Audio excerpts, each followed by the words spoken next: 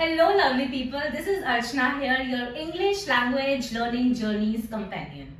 इस वीडियो में मैं आपको कुछ बहुत इंटरेस्टिंग बताना चाहती हूँ, which is my personal experience. I think ये एक ऐसा एक्सपीरियंस है जो कोई भी ट्रेनर शायद कभी शेयर नहीं करता होगा या थोड़ा सा हेजिटेट करता होगा, क्योंकि कोई भी इंसान जो इस चीज की अकाउंटेबिलिटी लेता है कि वो आपको वो चीज सिखाएगा, वो अपनी कमियों के बारे में या अपनी लिमिटेशंस के बारे में कभी बात नहीं करता है.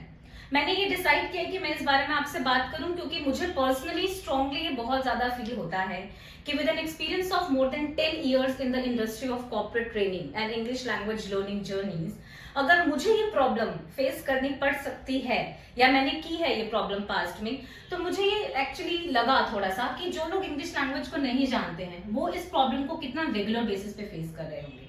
Late me tell you my own personal experience. जैसे कि आपको पता है कि मैं इंग्लिश लैंग्वेज लर्निंग ट्रेनर हूँ. ऑलमोस्ट 10 साल पूरे होने वाले हैं मुझे इस पर्टिकुलर इंडस्ट्री में. तो ऑफ कोर्स मैं हर तरीके के हर तबके के इंसान से जुड़ती हूँ. मेरे पास बिल्कुल बिगिनर्स भी आते हैं जिनको is, am, are, do, does, did, has, have, had के कॉन्सेप्ट समझाने होते हैं, और मेरे पास बिल्कुल top advance level international native level students भी आते हैं जिनको मैं interview skills, PPT skills, presentation skills, group discussions and all these advanced concept सिखाने की कोशिश करती हूँ. मैंने ये चीज पर्सनली नोटिस की है गाइस कि अगर मैं कंटिन्यूअसली 3 घंटे बिगिनर्स लोगों का सेशन ले रही हूँ और उनसे बात कर रही हूँ, इमीडिएटली जब मुझे फ्लिप करना पड़ता है एक एडवांस लेवल बैच में, तो बहुत वियर्ड बात है ये शायद, but still very honestly I am sharing it with you कि मुझे थोड़ा सा टाइम लग जाता है उस चीज में अपने आप को डायनामिकली ट्रांसफॉर्म करने में. वो नेचुरल ट्रांजिशन लाने में मुझे भी टाइम लग जाता है.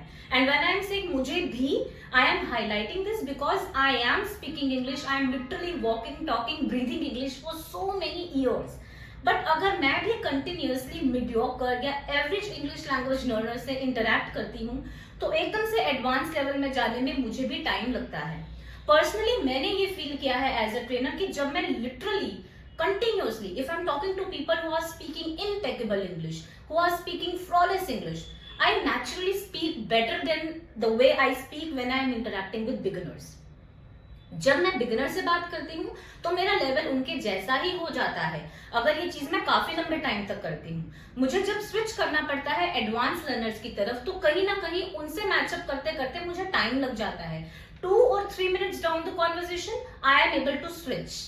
And why do I need only 2 or 3 minutes? Because I already know the language. मेरे सबकॉन्शियस माइंड में एडवांस्ड एक्सप्रेशन, एडवांस्ड ग्रामर है, वो चीज एग्जिस्ट करती है.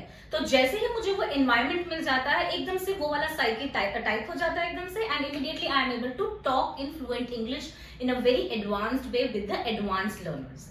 अब आप सोच रहे होंगे कि ये एक्सपीरियंस मैं आपको क्यों बता रही हूँ.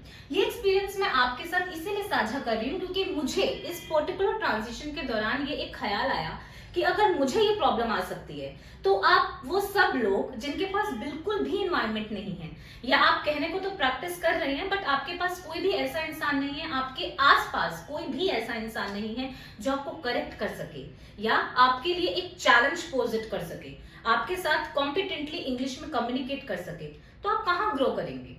अगर आप अपने एक रेगुलर फ्रेंड के साथ ही बात कर रहे हैं जिसकी इंग्लिश बिल्कुल आपके जैसी ही है, तो कहने को तो आप प्रैक्टिस कर रहे हो, आप अपने आप को एक फॉल्स सेंस ऑफ सेटिस्फैक्शन दे सकते हो that yes I am trying to talk in English every day for a particular duration of time.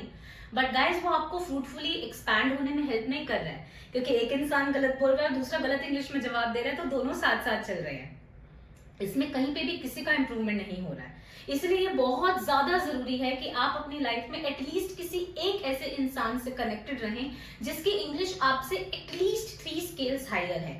And genuinely guys, this is not for any promotion, this is not for any kind of insinuation to you that you should join a particular course. I am not even branding any course here, not even mine.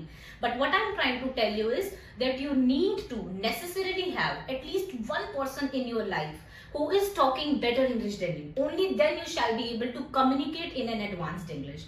ये चीज अगर आप अपने आसपास के लोगों से बात करेंगे जिन्होंने शायद इंग्लिश लैंग्वेज कोर्सेज लिए हों, वो आपको ये चीज बताएंगे कि जिस एनवायरमेंट में वो रहे हैं, कि अगर उनके टीचर कंटिन्यूसली सिर्फ बोल ही रही है 1 घंटे में 45 मिनट, अगर सिर्फ टीचर ही बोल रही है, तभी भी आप कुछ सीख कर जाते हो, बिकॉज आपका माइंड जो है वो एनवायरमेंट क्रिएट करने में बहुत ज्यादा मतलब केपेबल होता है कि yes this is how we are supposed to speak.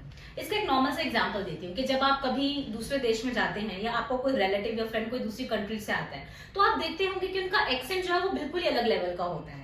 Sometimes they are trying to fake it, but guys, trust me, genuinely, this is a cultural impact that does seep deep into your mind. ये आपके दिमाग में बिल्कुल deepness से घुस जाती है ये चीज. जब आप एक ही कल्चर में रहते हो, आप अपने आसपास के लोगों को एक पर्टिकुलर एक्सेंट, एक पर्टिकुलर फ्लुएंसी के साथ बात करते हुए देखते हो, आपका माइंड शार्प होता है इस वाइब को फटाफट से कैच करने में. और जब आप कम्युनिकेट करते हो, आपके मुंह से अनजाने में ही एक अच्छी इंग्लिश निकल आती है.